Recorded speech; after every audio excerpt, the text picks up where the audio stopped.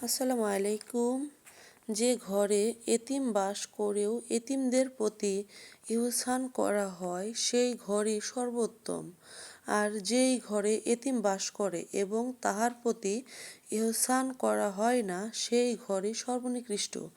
এবং বিধবা গরিবের প্রতি ইহসানকারী সারা বছর রোজাকারীর সমান এবং সেই মজলিসে এতিম রয়েছে সেই মজলিসই সর্বোত্তম।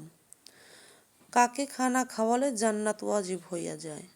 যে ব্যক্তি খানা পিনায় এতিমকে শরিক করালো, এতিমকে আশ্রয় প্রদান করলো, সেই ব্যক্তির জন্যই জান্নাত ওয়াজিব।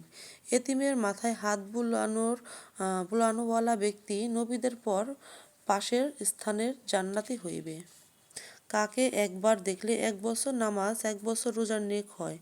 রাসূল সাল্লাল্লাহু আলাইহি ওয়াসাল্লাম ফরমান, আমি আমার উম্মত অপেক্ষা যত বড় একজন আলেম, সাধারণ আবেদ অপেক্ষা তত বড়। আরও ফরমান, নামাজ রোজার সহিত 1 বছর ইবাদত করা হইতে একজন আলেমের প্রতি একবার নজর করা আল্লাহর নিকট পছন্দনীয়। কোন মজলিসে একটু বসা 60 বছরের ইবাদত হইতেও উত্তম।